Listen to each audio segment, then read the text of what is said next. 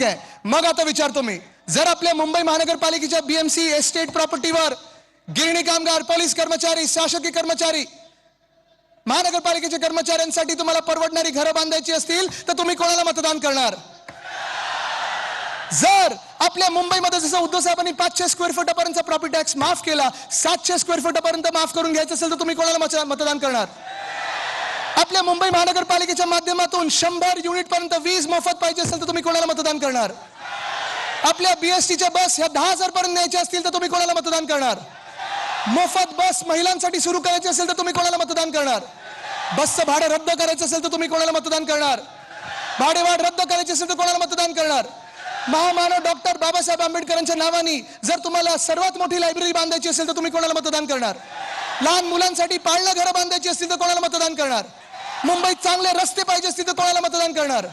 मुंबईत शुद्ध पाणीसाठी डिसॅलिनेशनचा प्लान बनवायचा असेल तर कोणाला मतदान करणार? मोकळी मैदानाचं मोकळीच ठेवायची असतील आणि बिल्डरांच्या घशात नसतील टाकायची तर कोणाला मतदान करणार?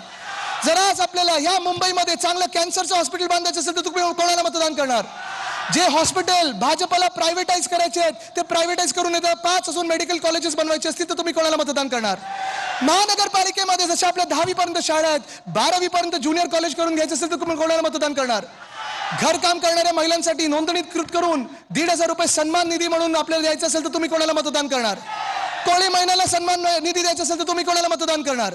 ही मुंबई जर वाचवायची असेल तर तुम्ही कोणाला मतदान करणार? तुमची ओळख जर जातपात धर्मपंथ न पाहता जर मुंबईकर असेल तर तुम्ही कोणाला मतदान करणार? जर तुम्हाला राजसाहेबांना मतदान करायचं असेल तर तुम्ही कोणाला मतदान करणार? जर तुम्हाला उद्धव बाळासाहेब ठाकरेंना मतदान करायचं असेल तर तुम्ही कोणाला मतदान करणार? जर तुम्हाला आपल्या मुंबईला जिंकवायचं असेल आणि दिल्ली समोर ताठ मानेने उभं करायचं असेल तुम्ही कोणाला मतदान करणार? वंदनीय हिंदू सम्राट बाळासाहेब ठाकरेंना मतदान करायचं असेल तर तुम्ही कोणाला मतदान करणार? पवारसाहेबांना मतदान करायचं असेल तर तुम्ही कोणाला मतदान करणार? तुमच्या आमच्या मुंबईसाठी तुम्हाला मतदान करायचं असेल तर कोणाला मतदान करणार? आपल्या भविष्यासाठी मतदान करायचं असेल तर तुम्ही कोणाला मतदान करणार? आपल्या भवितव्यासाठी करायचं असेल मतदान तर कोणाला मतदान करणार? आपला वचननामा वचनपूर्ती करून घ्यायची असेल तर तुम्ही कोणाला मतदान करणार? मशाल, इंजिन आणि तुतारी हेच सगळीकडे वातावरण असलं पाहिजे. जिंकायला तयार आहात? लढायला तयार आहात? जिंकायला तयार आहात? चला मग लढूया आणि जिंकूया. धन्यवाद.